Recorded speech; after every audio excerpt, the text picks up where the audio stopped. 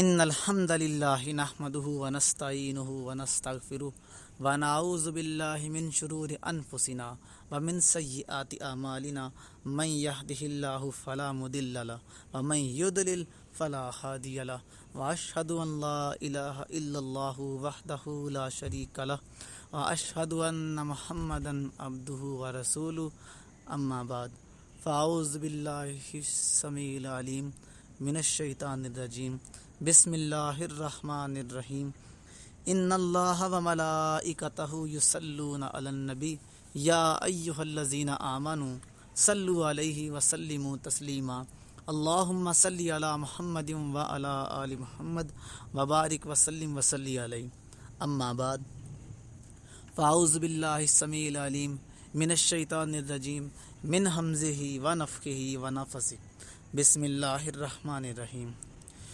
انا ارسلناک شاہدا ومبشرا ونذیرا لتؤمنوا باللہ ورسولہ وتعزروہ وتوقروہ وتسبحوہ بکرۃ واصیلا صدق اللہ العظیم۔ اے پیغمبر صلی اللہ علیہ وسلم، ہم نے تمہیں گواہی دینے والا، خوشخبری دینے والا اور خبردار کر دینے والا بنا کر بھیجا ہے تاکہ اے لوگو تم اللہ اور اس کے رسول پر ایمان لاؤ اور اس کی مدد کرو اور اس کی تعظیم و توقیر کرو اور صبح شام اللہ کی تسبیح بیان کرتے رہو۔ سورۃ الفتح آیت نمبر 8 اور 9۔ سامعین محترم، آج کا ہمارا جو ٹاپک ہے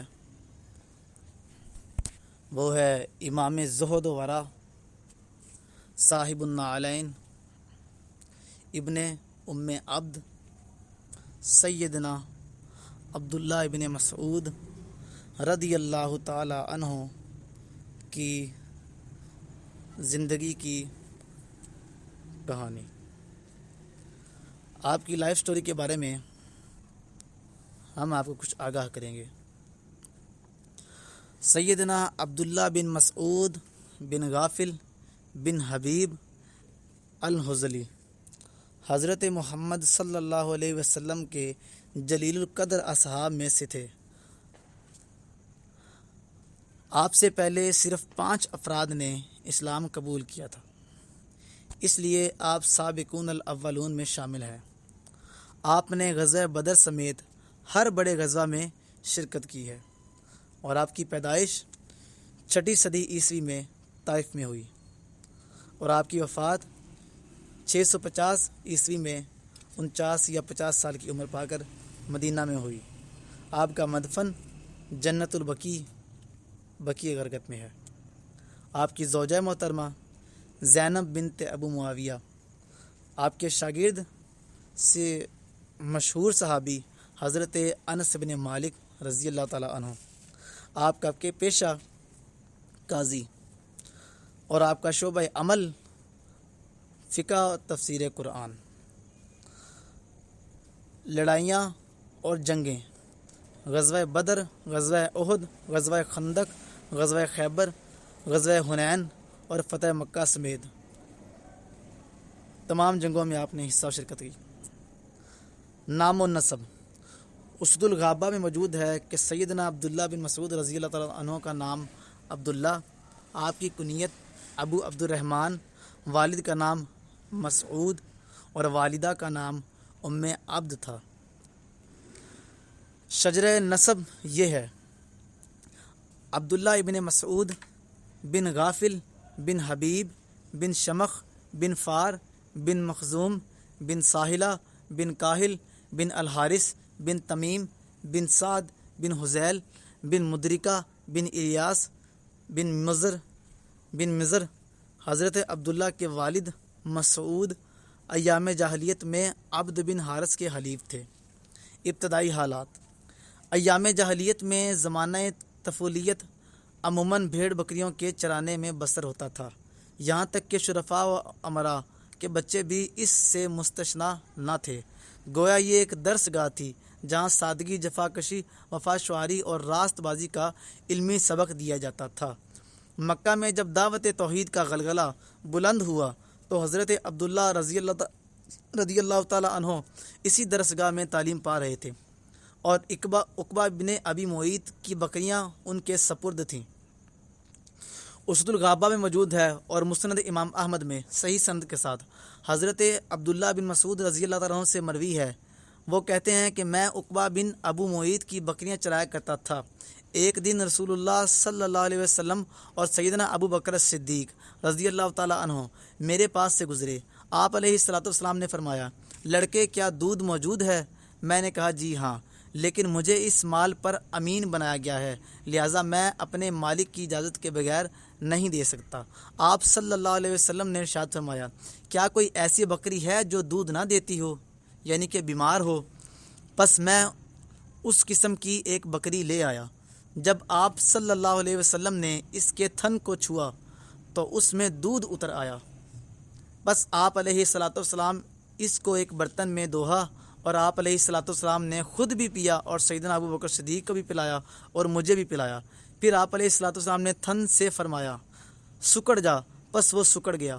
پھر میں آپ علیہ الصلوۃ والسلام کے پاس گیا اور کہا، اے اللہ کے رسول، مجھے اس دین میں کچھ تعلیم دیں۔ آپ علیہ الصلوۃ والسلام نے ارشاد فرمایا، آپ نے شفقت کے ساتھ میرے سر پر ہاتھ پھیرا اور فرمایا، اللہ تعالیٰ تجھ پر رحم کرے، تو پیارا سا تعلیم یافتہ لڑکا ہے۔ اور ایک روایت میں الفاظ ہیں کہ پھر سیدنا ابو بکر اور آپ علیہ الصلوۃ والسلام کے پاس پیالہ نما پتھر لے کر آئے۔ آپ علیہ الصلوۃ والسلام نے اس میں دودھ دوہا۔ پھر آپ علیہ السلام نے سیدنا ابو بکر صدیق رضی اللہ تعالیٰ عنہ اور میں نے دودھ پیا۔ پھر آپ علیہ السلام نے تھن سے فرمایا، سکڑ جا، پس وہ سکڑ گیا۔ اس کے بعد میں آپ علیہ السلام کی خدمت میں حاضر ہوا اور عرض کیا، یا رسول اللہ صلی اللہ علیہ وسلم، مجھے اس دین میں کچھ سکھا دیں۔ آپ علیہ الصلوۃ والسلام نے ارشاد فرمایا، تو سیکھا سکھایا ہوا لڑکا ہے۔ پھر میں نے آپ علیہ الصلوۃ والسلام کے دوہنے مبارک سے 70 صورتوں سے زیادہ ان سے یاد کی، اس میں کسی کا مجھ سے کوئی جھگڑا نہ تھا۔ اسلام قبول کرنے کے بعد وہ ہمیشہ خدمت بابرکت میں حاضر رہنے لگے اور رسول اللہ صلی اللہ علیہ وسلم نے ان کو اپنا خادم خاص بنا لیا تھا، جو آگے چل کر بیان آئے گا۔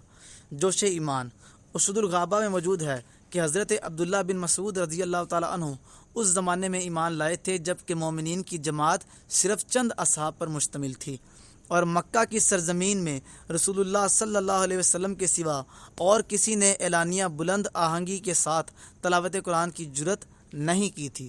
چنانچہ ایک روز مسلمانوں نے باہم مجتمع ہو کر اس مسئلہ پر گفتگو کی اور سب نے بالاتفاق کہا، خدا کی قسم قریش نے اب تک بلند آواز سے قرآن پڑھتے ہوئے نہیں سنا۔ لیکن پھر یہ سوال پیدا ہوا کہ اس پر خطر فرض کو کون انجام دے گا؟ حضرت سیدنا عبداللہ بن مسعود رضی اللہ تعالیٰ عنہ آگے بڑھ کر اپنے آپ کو پیش کیا۔ لوگوں نے کہا کہ تمہارا خطرہ میں پڑنا مناسب نہیں، اس کام کے لیے تو ایک ایسا شخص درکار ہے جس کا خاندان وسیع ہو اور وہ اس کی حمایت میں مشرکین کے دست ستم سے محفوظ رہے۔ لیکن حضرت عبداللہ بن مسعود رضی اللہ تعالیٰ عنہ نے جوش ایمان سے ہمت دکھا کر کہا، مجھے چھوڑ دو، خدا میرا محافظ ہے۔ غرض دوسرے ہی روز چاشت کے وقت جب کہ تمام مشرکین مکہ اپنی انجمن میں حاضر تھے، اس وارفتہ اسلام نے ایک طرف کھڑے ہو کے ساز توحید پر ضرب لگائی اور بسم اللہ الرحمن الرحیم کے بعد علم القرآن کا سحر آفرین راگ چھیڑا۔ مشرکین نے تعجب اور غور سے سن کر پوچھا، ابن ام عبد کیا کہہ رہا ہے؟ کسی نے کہا کہ محمد صلی اللہ علیہ وسلم پر جو کتاب اتری ہے اس کو پڑھتا ہے۔ یہ سننا تھا کہ تمام مجمع غیظ و غضب سے مشتعل ہو کر ٹوٹ پڑا اور اس قدر مارا کہ چہرہ ورم کر آیا۔ لیکن جس طرح پانی کے چند چھینٹے آگ کو اور زیادہ مشتعل کر دیتے ہیں، اسی طرح حضرت عبداللہ رضی اللہ تعالیٰ عنہ کا شعلہ ایمان اس ظلم و تعدی سے بھڑک اٹھا۔ مشرکین مارتے گئے لیکن ان کی زبان بند نہ ہوئی۔ حضرت عبداللہ رضی اللہ تعالیٰ عنہ جب اس فرض کو انجام دے کر خشکی شکستہ حالی کے ساتھ اپنے احباب میں واپس آئے تو لوگوں نے کہا کہ ہم اسی ڈر سے تم کو جانے نہ دیتے تھے۔ بولے، خدا کی قسم، دشمنان خدا آج سے زیادہ میری نظر میں کبھی ذلیل نہ تھے۔ اگر تم چاہو تو کل میں پھر اسی طرح ان کے مجمع میں جا کر قرآن کریم کی تلاوت کروں۔ لوگوں نے کہا، بس جانے دو، اس قدر کافی ہے۔ جس کا سننا وہ ناپسند کرتے تھے اس کو تم نے بلند آہنگی کے ساتھ ان کے کانوں تک پہنچا دیا ہے۔ ہجرت طبقات ابن سعد میں موجود ہے کہ حضرت عبداللہ بن مسعود رضی اللہ تعالیٰ عنہ کے جوش و غیرت ایمان نے رفتہ رفتہ تمام مشرکین قریش کو دشمن بنا دیا، یہاں تک کہ ان کی مسلسل پہم اظہار ثانیوں سے تنگ آ کر 2 دفعہ سرزمین حبش کی طرف ہجرت کرنے پر مجبور ہو گئے، پھر تیسری دفعہ دائمی ہجرت کا ارادہ کر کے یثرب کی راہ لی اور یہاں پہنچ کر حضرت معاذ بن جبل رضی اللہ تعالیٰ عنہ کے مہمان ہوئے۔ حضرت صلی اللہ علیہ وسلم نے مدینہ تشریف لانے کے بعد ان دونوں میں بھائی چارہ کرا دیا تھا اور مستقل سکونت کے لیے حضرت عبداللہ بن مسعود رضی اللہ تعالیٰ عنہ کو مسجد نبوی کے متصل ایک خطہ زمین مرحمت فرمایا۔ غزوات صحیح البخاری کی حدیث نمبر 3963 میں موجود ہے کہ حضرت عبداللہ رضی اللہ تعالیٰ عنہ تمام مشہور و اہم جنگوں میں جاں بازی پامردی کے ساتھ سرگرم پیکار تھے۔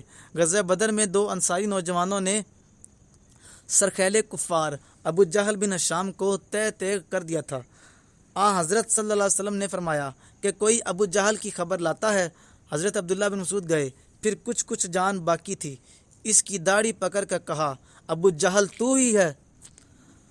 اور مسند احمد کی روایت میں ہے کہ غزوہ احد، خندق، حدیبیہ، خیبر اور فتح مکہ میں بھی رسول اللہ صلی اللہ علیہ وسلم کے ہم رکاب تھے۔ مکہ سے واپسی آتے ہوئے راہ میں غزوہ حنین پیش آیا۔ اس جنگ میں مشرکین اس طرح یکایک ٹوٹ پڑے کہ مسلمان بدحواسی کے ساتھ منتشر ہو گئے اور 10 یا 12 ہزار کی جماعت میں صرف 80 اصحاب ثابت قدمی کے ساتھ شمع نبوت کے ارد گرد پروانہ وار اپنی جاں بازی کے جوہر دکھاتے رہے۔ حضرت عبداللہ بن مسعود رضی اللہ عنہ انہی جانثاروں میں سے تھے۔ فرماتے ہیں کہ جب مشرکین نے سخت حملہ کیا تو ہم لوگ تقریباً 80 قدم تک پسپا ہوئے، لیکن پھر جم کر کھڑے ہو گئے۔ حضرت صلی اللہ علیہ وسلم اپنے رہوار کو آگے بڑھاتے تھے لیکن وہ پیچھے کی طرف ہٹتا تھا۔ اسی حالت میں آپ علیہ السلام نے ایک دفعہ زمین سے جھکے، میں نے پکار کر کہا، آپ سر بلند رہیں، خدا نے آپ کو رفت عطا فرمائی ہے۔ فرمایا، مجھے ایک مٹھی خاک اٹھا دو۔ میں نے خاک اٹھا کر دی تو آپ علیہ السلام نے مشرکین کے منہ کی جانب پھینک دی جس سے ان کی آنکھیں غبار آلود ہو گئیں۔ پھر ارشاد ہوا، مہاجرین و انصار کہاں ہیں؟ میں نے اشارہ سے بتایا تو حکم ہوا کہ انہیں آواز دے کر بلاؤ۔ میں نے چیخ کر پکارا تو یکا یک سب کے سب پلٹ پڑے۔ اس وقت ان کی تلواریں نور و ایمان سے اس طرح چمک رہی تھیں جس طرح شعلہ دہکتا ہے۔ غرض بگڑا ہوا کھیل پھر بن گیا۔ مشرکین مغلوب ہو کر بھاگ کھڑے ہوئے اور میدان مسلمانوں کے ہاتھ رہا۔ جنگ یرموک اسد الغابہ میں موجود ہے کہ رسول اللہ صلی اللہ علیہ وسلم کی وفات کے بعد ایک عرصہ تک عزلت نشین رہے، لیکن عہد فاروقی میں جن عظیم الشان فتوحات کا سلسلہ چھڑ گیا تھا اس نے بالآخر ان کی رگ شجاعت میں بھی ہیجان پیدا کر دیا۔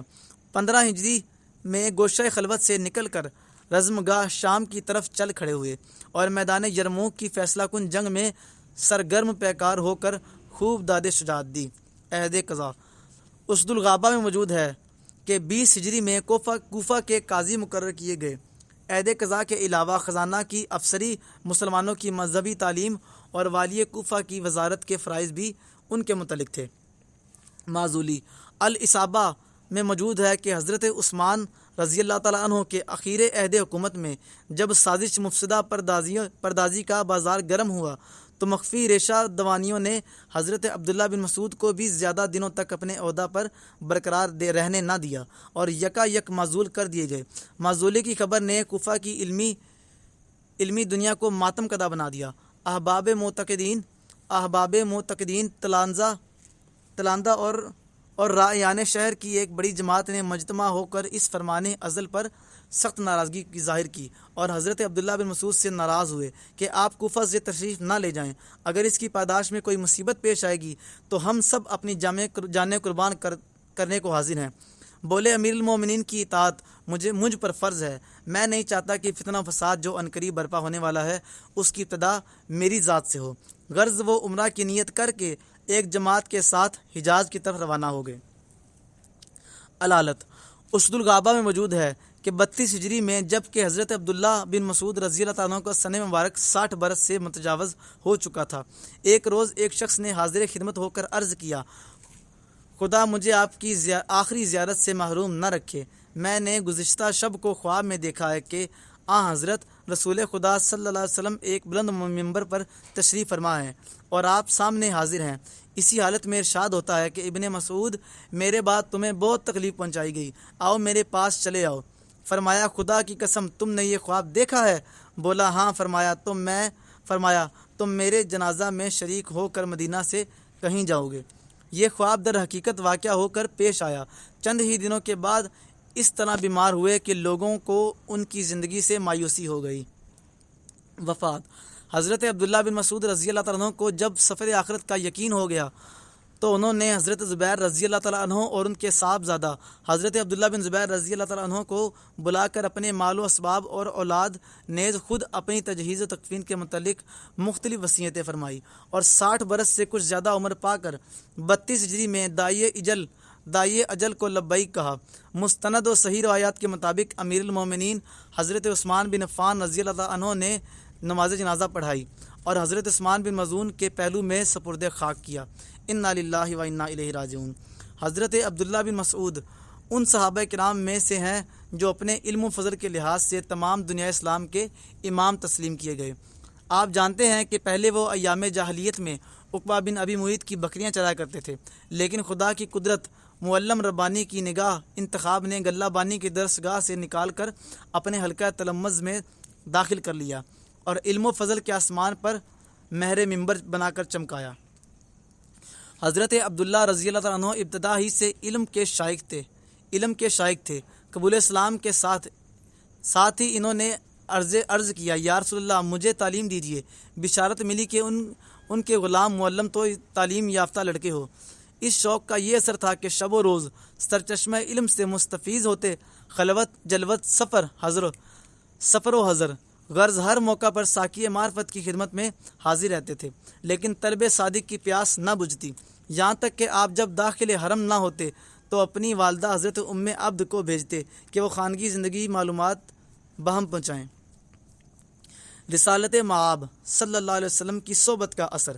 مستدرک للحاکم میں موجود ہے کہ حضرت عبداللہ بن مسعود نبی علیہ الصلوۃ والسلام کے خدام خاص میں شامل تھے۔ مسواک اٹھا کر رکھنا، جوتے اٹھا کے رکھنا، سفر کے موقع پر کجاوا کسنا اور عصا لے کر آگے آگے چلنا آپ کی مخصوص خدمت تھی۔ اس ختم گزاری کے ساتھ وہ آن حضرت صلی اللہ علیہ وسلم کے ہمدم و ہمراز بھی تھے، اور صحیح مسلم کی حدیث نمبر 6326 میں موجود ہے۔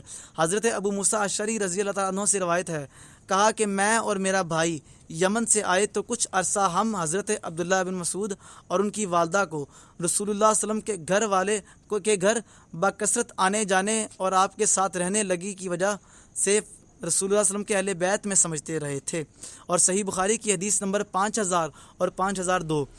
قرآن کریم جو اصل اصول اسلام ہے، حضرت عبداللہ بن مسعود اس کے سب سے بڑے عالم تھے۔ فرماتے ہیں کہ 70 سے زیادہ صورتیں میں نے خاص محبت وحی الالہام کے دہن مبارک سے سن کر یاد کی تھیں۔ ان کا دعویٰ تھا کہ قرآن مجید میں کوئی ایسی آیت نہیں جن کی نسبت میں نہ جانتا ہوں کہ کب، کہاں اور کس بارے میں اتری ہے۔ وہ فرمایا کرتے تھے، اگر کوئی شخص قرآن مجید کا مجھ سے زیادہ عالم ہوتا تو میں اس کے پاس سفر کر کے جاتا۔ ایک دفعہ انہوں نے مجمع عام میں دعویٰ کیا کہ تمام صحابہ جانتے ہیں کہ میں قرآن کا سب سے زیادہ عالم ہوں، گو سب سے بہتر نہیں ہوں۔ شقیق تابعی اس جلسے میں موجود تھے۔ وہ کہتے ہیں کہ اس واقعہ کے بعد میں اکثر صحابہ کے حلقوں میں شریک ہوا، مگر کسی کو عبداللہ بن مسعود کے دعوے کا انکاری نہیں پایا۔ صحیح بخاری حدیث نمبر 3760 اور صحیح مسلم کی حدیث نمبر 6334۔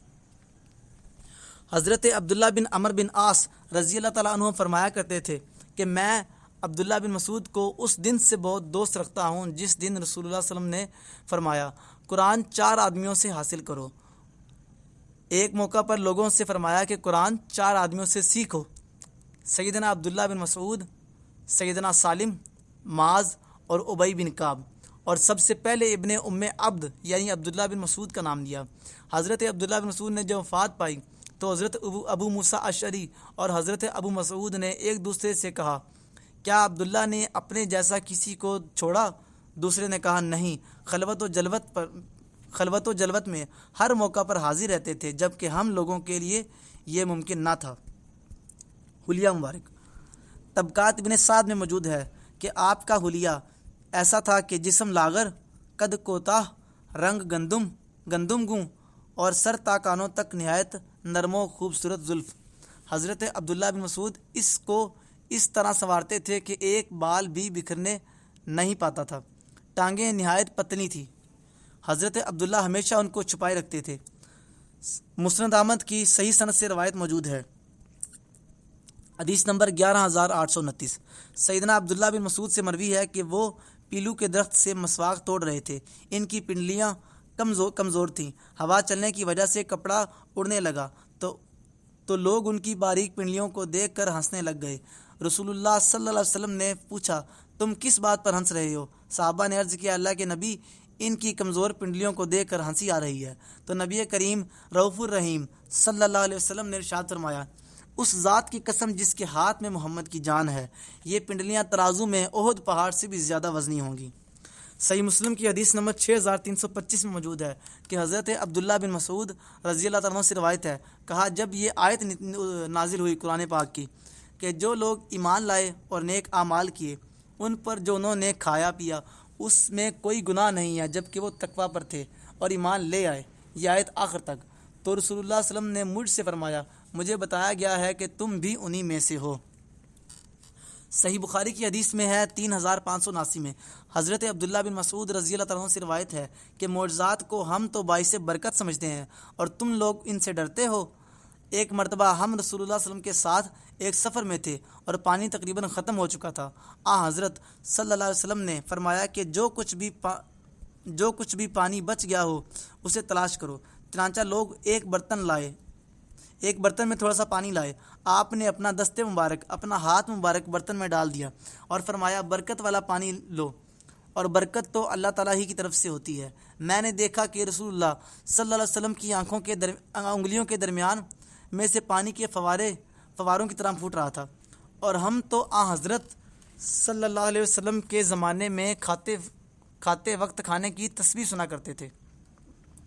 صحیح بخاری کی اگلی حدیث 3742 میں ہے۔ حضرت علقمہ تابعی رحمۃ اللہ علیہ بیان کرتے ہیں کہ میں جب شام آیا تو میں نے 2 رکعت نماز پڑھ کر یہ دعا کی کہ اے اللہ مجھے کوئی نیک ساتھی عطا فرما۔ پھر میں ایک قوم کے پاس آیا اور ان کی مجلس میں بیٹھ گیا۔ تھوڑی دیر بعد ایک بزرگ آئے اور میرے پاس بیٹھ گئے۔ میں نے پوچھا، یہ بزرگ کون ہے؟ لوگوں نے بتایا کہ یہ حضرت ابو درداء رضی اللہ تعالیٰ عنہ ہیں۔ اس پر میں نے عرض کیا کہ میں نے اللہ تعالیٰ سے دعا کی تھی کہ کوئی نیک ساتھی مجھے عطا فرمائے، تو اللہ تعالیٰ نے آپ کو مجھے عنایت فرمایا۔ انہوں نے دریافت کیا تمہارا وطن کہاں ہے؟ کہاں سے آئے ہو؟ میں نے عرض کیا کوفہ سے۔ انہوں نے کہا، کیا تمہارے یہاں ابن ام عبد یعنی صاحب النالین، صاحب و سادہ مطہرہ یعنی عبداللہ بن مسعود نہیں ہے؟ کیا تمہارے یہاں وہ نہیں ہے جنہیں اللہ تعالیٰ نے اپنے نبی کی زبانی شیطان سے پناہ دے چکا ہے؟ وہ انہیں کبھی غلط رستے پر نہیں لے جا سکتا، مراد عمار بن یاسر۔ کیا تم میں وہ نہیں ہے جو رسول اللہ صلی اللہ علیہ وسلم کے بتائے ہوئے بہت سے بھیدوں سے حامل ہیں جنہیں ان کے سوا اور کوئی نہیں جانتا؟ رازدار رسول یعنی حضرت حذیفہ ابن یمان رضی اللہ تعالیٰ عنہ۔ صحیح بخاری کی حدیث نمبر 3762 میں موجود ہے۔ حضرت عبد الرحمن بن زید رحمۃ اللہ علیہ بیان کرتے ہیں کہ ہم نے حضرت حذیفہ بن یمان رازدار رسول سے پوچھا کہ صحابہ کرام میں سے نبی کریم صلی اللہ علیہ وسلم سے عادات و اخلاق اور طور و طریق میں سب سے زیادہ قریب کون سے صحابی تھے تاکہ ہم ان سے سیکھیں؟ انہوں نے کہا کہ اخلاق طور و طریق اور سیرت و عادات میں ابن ام عبد یعنی سیدنا عبداللہ بن مسعود سے زیادہ حضرت صلی اللہ علیہ وسلم سے قریب اور کسی کو نہیں سمجھتا تھا۔